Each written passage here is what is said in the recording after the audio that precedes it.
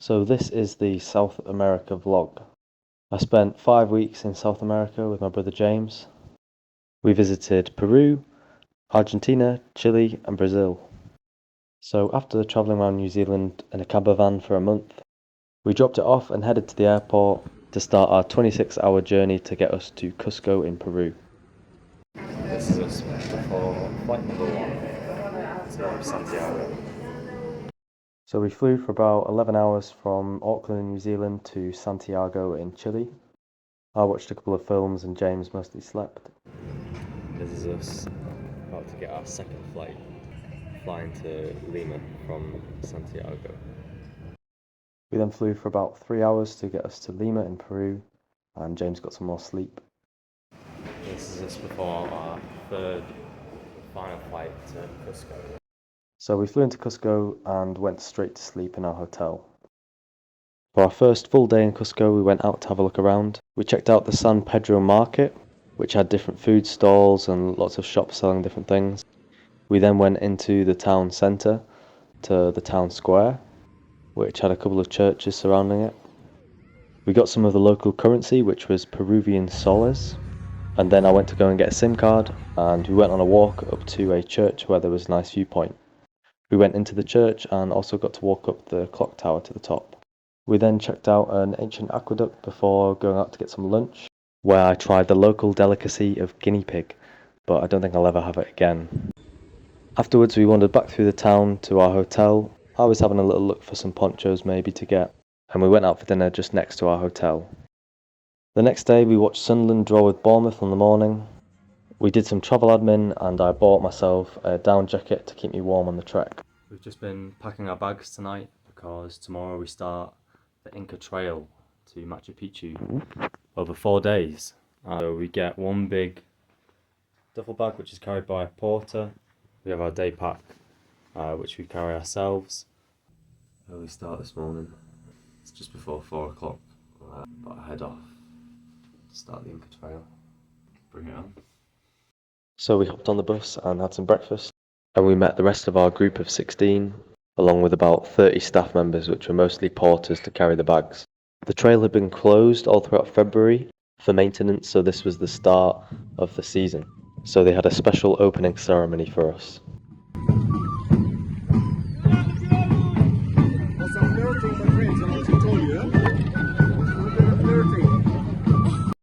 So after the ceremony we set off along the trail.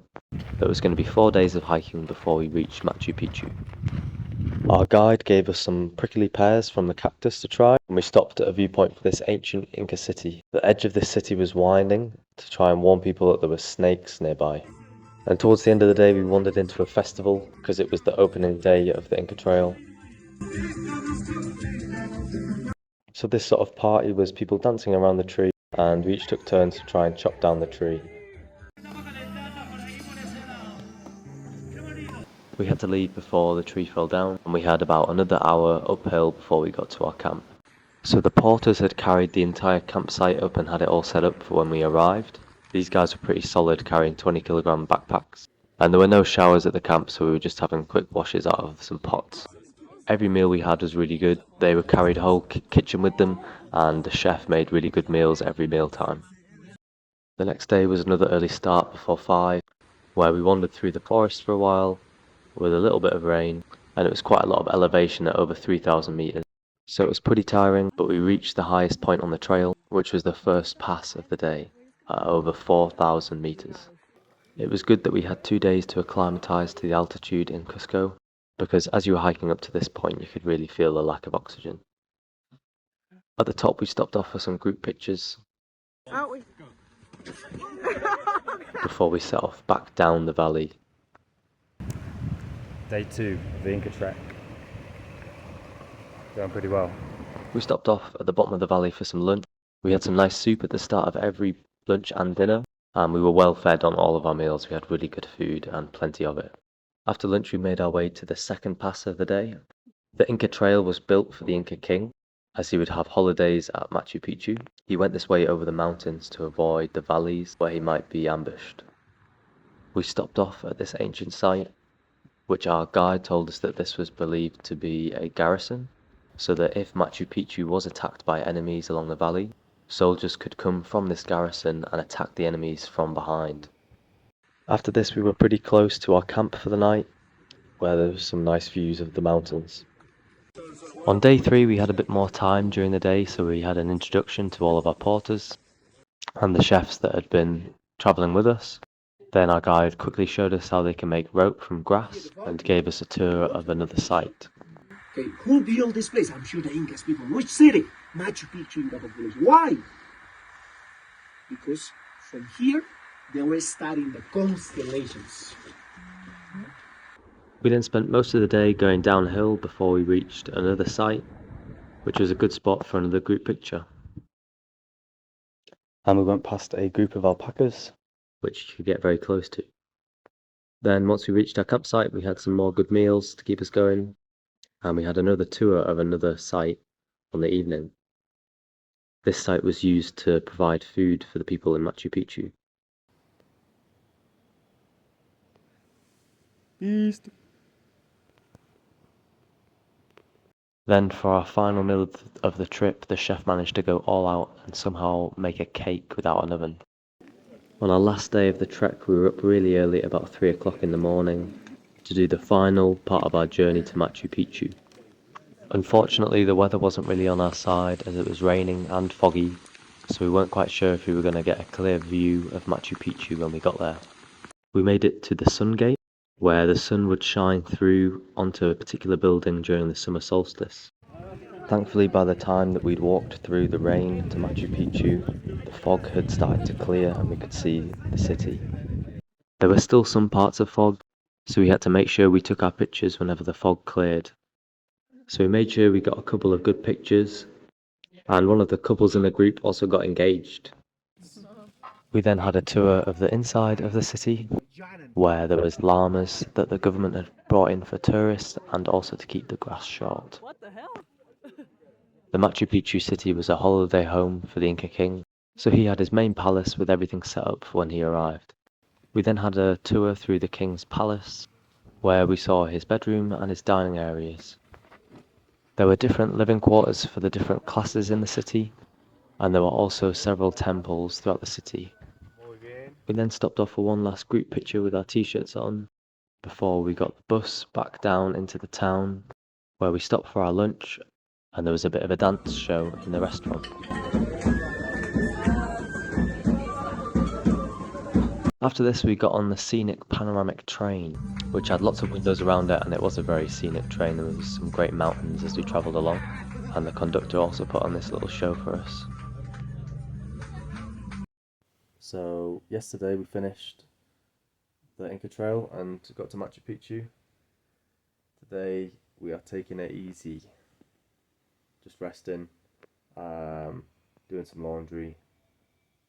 Yeah, we're pretty knackered. We went into the market to get ourselves some lunch and chilled out in the afternoon. On the evening we went to meet some people from the Inca Trail when we saw some local football supporters and decided to follow them to the game. The game was a qualifier for the South American version of the Champions League, and it ended up going to penalties, which the home team won.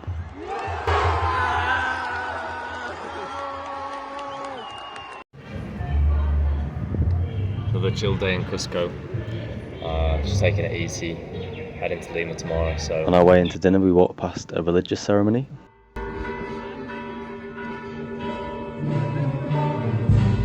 I had a local nice big dinner on our last meal in Cusco.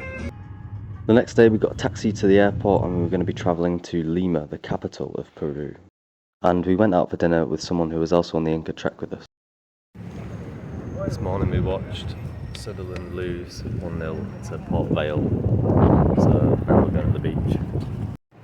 We walked along to the coast, where James went to chill out in a park, and I went to try out some surfing, which was very tiring, so I was pretty knackered by the end of it. And on the way back to our hostel, we saw a big dance in the middle of the park.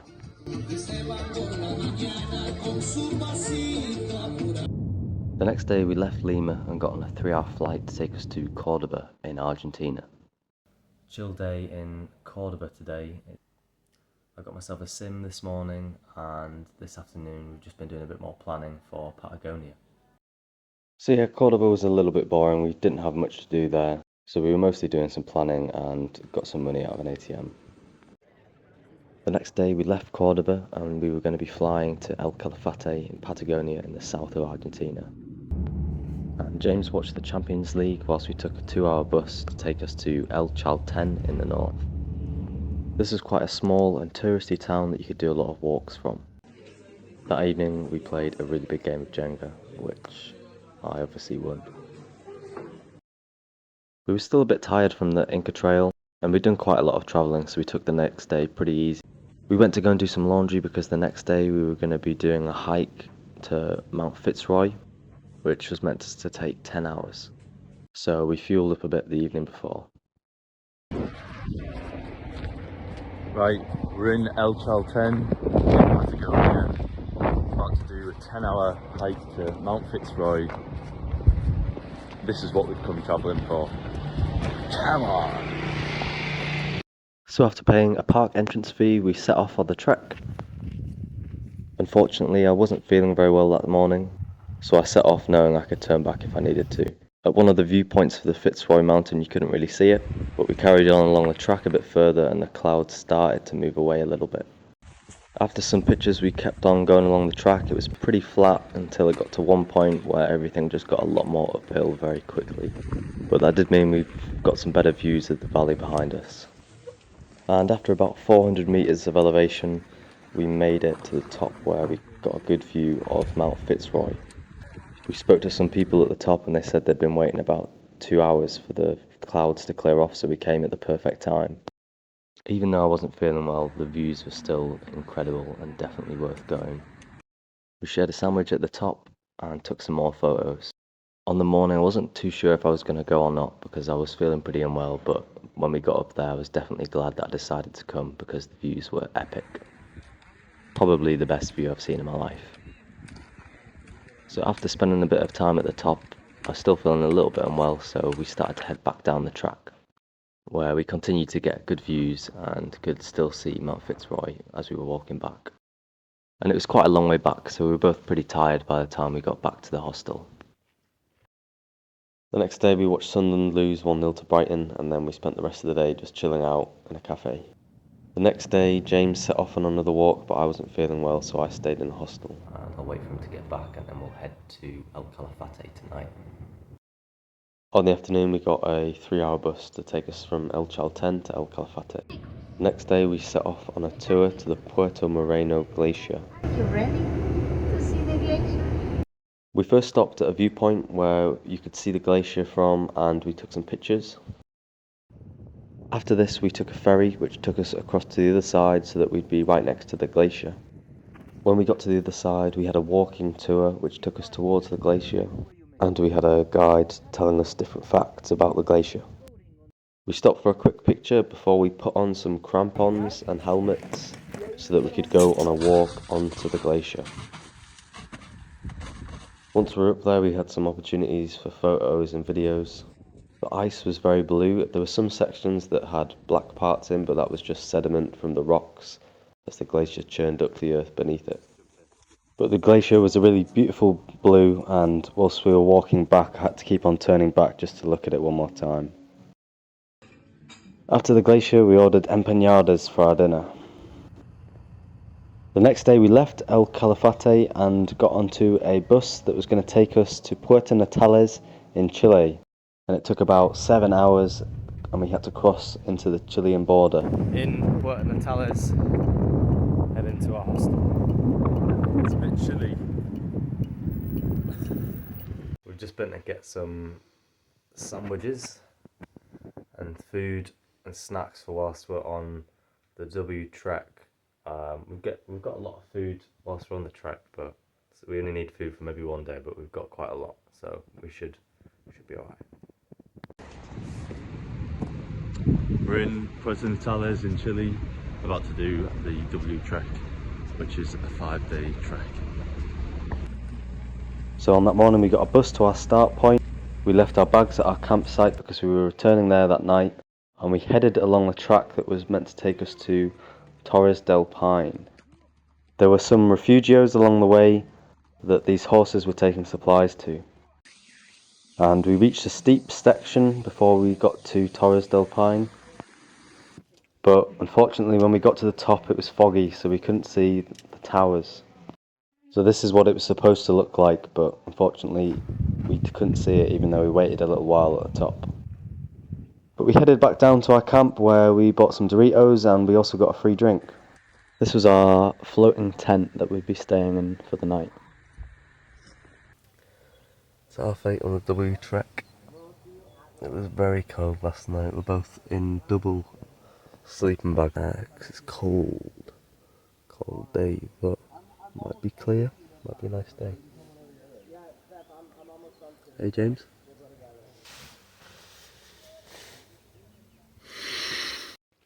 Once James had figured out how to get out of his sleeping bags, we headed along the track. Had a nutritious pizza for breakfast.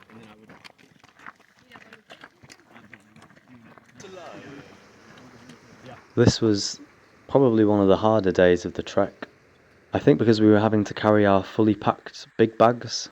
The day before we just took a small day pack because we were coming down to the same camp. But it was a pretty warm day and the bags were quite heavy. So we took some biscuits and dulce de leche to keep us going. Day 3 of the trek, we left our bags at the bottom and we were meant to be heading into the Mirador Valley. We set off from our campsite this morning about an hour and a half ago, and we've just realised we're going the wrong way. So, I mean, there was a few bits in between where we went the wrong way and then went back again, but now we think we know which way we're meant to be going. So we've only got another 9 hours to go. Thankfully from that point we did know which way we were going, and because we thought we might be a bit short of time, we basically ran up most of the trek until we got to this first viewpoint, which had great views all around us. Then we continued to go pretty quickly up the rest of the track to get to Mirador Britannico. It was quite foggy here and it started to snow, but I think that really added to the atmosphere and made it a bit more mysterious. Then on the way down, we got down pretty quickly because we could mostly run down the track as it wasn't very steep. At the bottom of the valley we picked our big bags back up. We've stopped for a snack with a view, and we bought some biscuits and this, which in Argentina is called dulce de leche, which is sweet milk. And it's basically just caramel, but they just heat sugar and milk up together.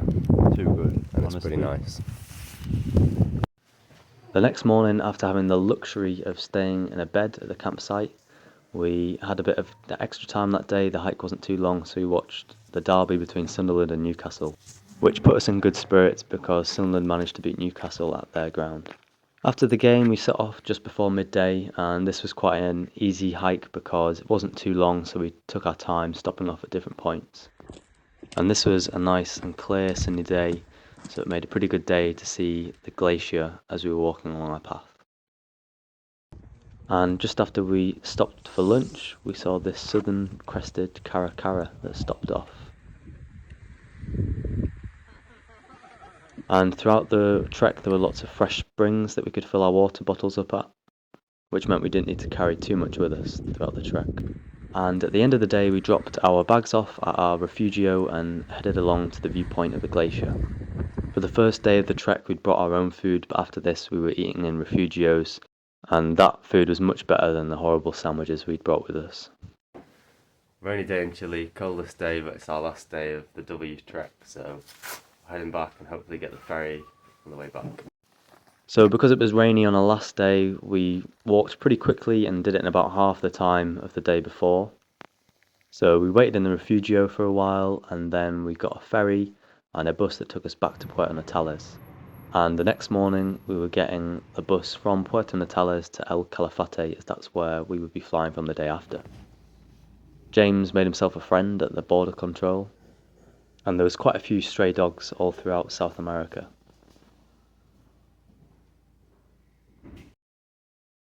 And the next day we flew from El Calafate to Buenos Aires, the capital of Argentina. And during this flight we were a bit bored, so we decided to make a quick Monopoly game, which was different because it included the places we'd been travelling. Our first day in Buenos Aires, we wandered around and walked into the town centre, where James found himself a pull-up bar and he just couldn't resist having a go on it.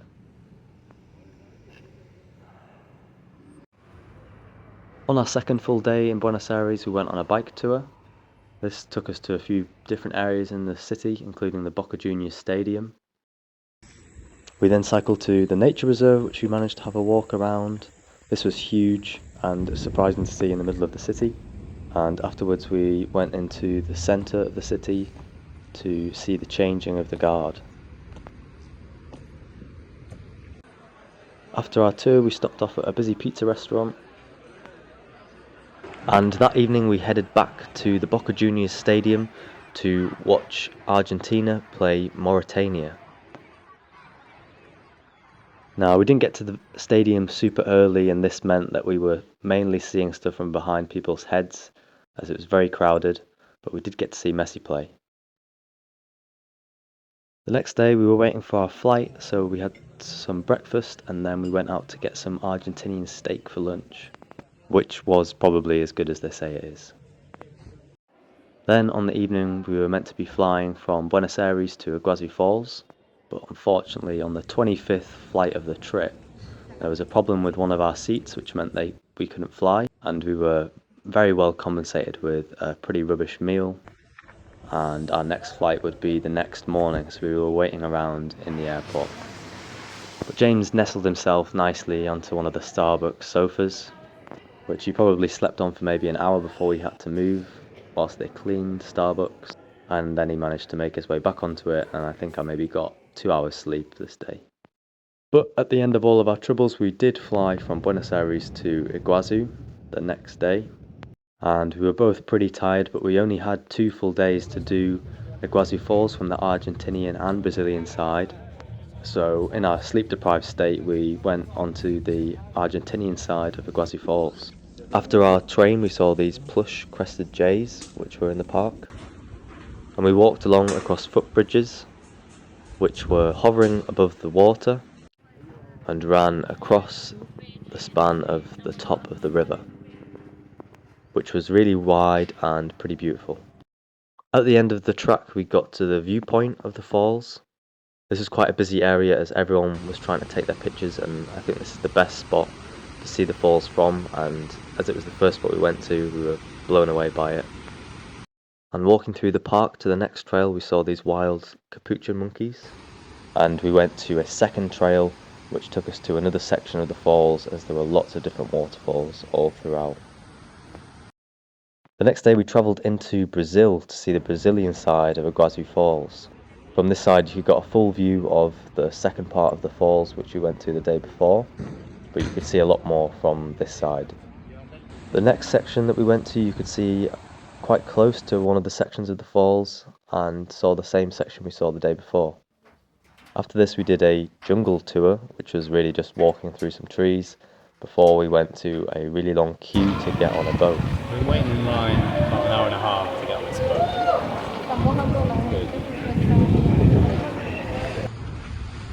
So after a long wait we did get onto the boat, which took us along up the river towards the falls. We didn't get close to the actual big falls, but they did put us into some smaller waterfalls and just let us get soaked, which got my phone water damaged. So after all that fun we went back to the Argentinian side for some dinner. The next day we got dropped off at the Brazilian side airport by our driver Sandro, who's the same driver that our mum and dad had, and we flew from Iguazu to Rio de Janeiro. It was a rainy first day in Rio, but we went out for some street food, which was fish or chicken with chips, rice and beans. This was the view from the top of our hotel, of the Christ the Redeemer, and our hotel had a swimming pool as well. That day we walked along to Ipanema Beach. We were staying at Copacabana Beach. The next day we took 2 shuttle buses which took us to the Christ the Redeemer. So after our bus we walked up some stairs which took us to Christ the Redeemer. Up at the top it was pretty busy, but it was an impressive view, so lots of people were trying to get some good pictures. And you could see the statue from most of the city, so it meant that you got really good views when you were up at the top. So when parts of the huge crowd had cleared, we managed to get some photos and videos up at the top. For dinner we had some more of the local food, which was a rice mix, and on the evening there was a really huge thunderstorm with loads of lightning. Our next day in Rio we had a guided tour of the Rosina favela. This was one of the 3 favelas that you can visit with a tour guide in Rio. The favelas are controlled by gangs and everything is built illegally without permits, so there's a lot of built up areas and a lot of electrical wires all over the place. We then saw some of the local kids beating some tourists at street football. The favela had quite a friendly community, and our guide was telling us that there was very low rates of stealing, as the gangs in charge would give very severe punishments for anyone who stole. And that evening, for my last night in Rio, we just headed down to Ipanema Beach to chill out. Checking out of the hotel today in Rio, the last checkout. So I said bye to James and left him for the rest of his adventures as he'd be staying in Rio. And an Uber to the airport where I was flying to London. When I got to London I met up with my godmother, and then I went to go see Interstellar at the Royal Albert Hall with a live orchestra.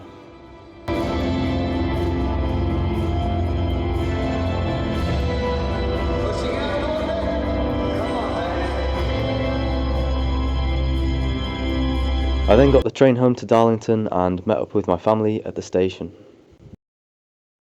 And that is the end of the South America vlog with me and James. We had a very good time and went to visit a lot of different places.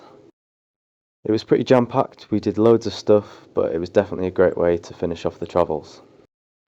South America was fun, there was loads to do and a lot of places to see with how huge the continent was. And this is the final travel vlog, so I hope you enjoyed watching it and hope you enjoyed the others as well. Maybe in the future there might be some more travel vlogs, but I'm not sure. But until then, you stay classy, San Diego.